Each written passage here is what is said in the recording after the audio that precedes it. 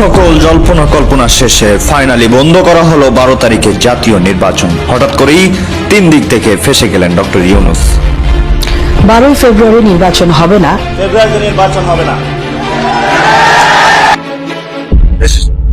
Supported this operation as part of global efforts to crack down on sanctions policy. বাংলাদেশের আসন্ন সংসদ নির্বাচন নিয়ে উদ্বেগ প্রকাশ করে যুক্তরাজ্যের 4 সংসদ সদস্য বলেছেন, সব দলের অংশগ্রহণ ছাড়া কোনো ভোটই প্রকৃত অর্থে গণতান্ত্রিক হতে পারে না। Subject to US counter-Iran sanctions. House of কমন্সের সদস্য Bob Blackman, Jim Shannon, Jack Athwal এবং ক্রিস ল এক যৌথ বিবৃতিতে বাংলাদেশের নির্বাচনকে অন্তর্ভুক্তিমূলক করার আহ্বান জানান।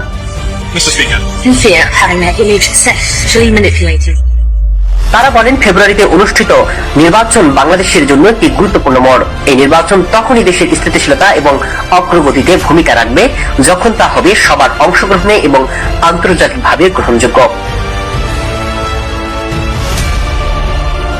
বিবৃতিতে আওয়ামী লীগের রাজনৈতিক কার্যক্রম এবং নিবন্ধন স্থগিত থাকার প্রসঙ্গ তুলে ধরে বলা হয়, জনসমর্থন থাকা দলগুলোর উপর নিষেধাজ্ঞা আরোপ করা নিয়ে তারা উদ্বিগ্ন।